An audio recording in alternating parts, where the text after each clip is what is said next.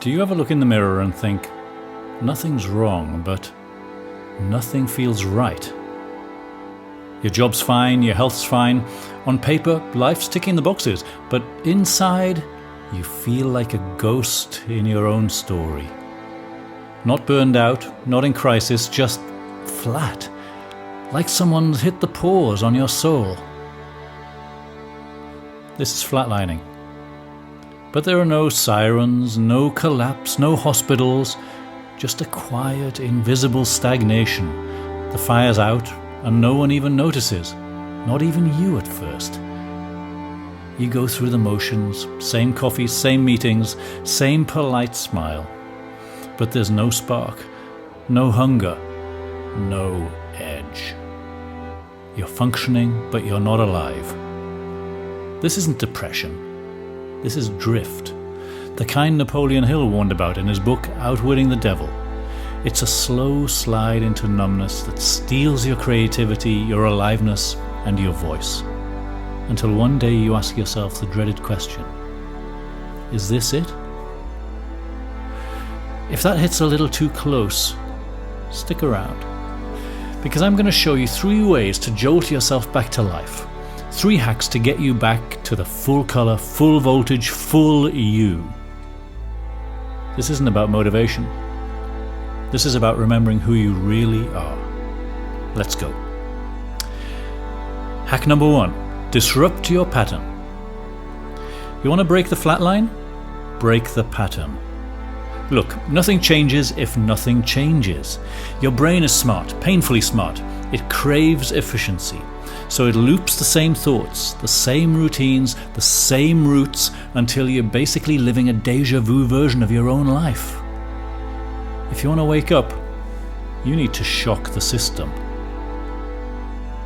Change your morning, take a cold shower, walk a different street, rearrange your furniture, ditch the doom scroll and read something wild. Book a solo day trip and get lost on purpose. These aren't gimmicks, they're signals. You're telling your brain, we're not on autopilot anymore. And here's the science. The brain loves novelty. New inputs trigger dopamine, light up fresh neural pathways and kickstart motivation. Even small changes can flip the switch from flat to fired up. Chances are you've started surrendering all your dopamine to that little screen in your hand, but we are going to liberate it. Put genuine limits on your screen time and start finding the novel out in the world again. In adventure, in interaction, in real life. This will be difficult, but you've got this. You don't need a little overhaul, you need a pattern interrupt.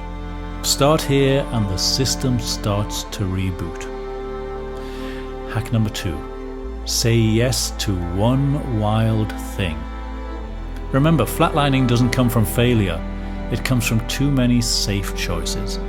So let's take the concept of disrupting the pattern one step further. You want to feel alive again? Say yes to something that scares you, just enough to make your nerves jangle and your pulse jump. Sign up for that class you've been stalking online. Post that bold take you've been second guessing. Book the solo trip you've convinced yourself you're not ready for. Create something and share it, even if it's not perfect. Here's the trick. Say yes before you feel ready, because you'll never feel ready. And that's the point.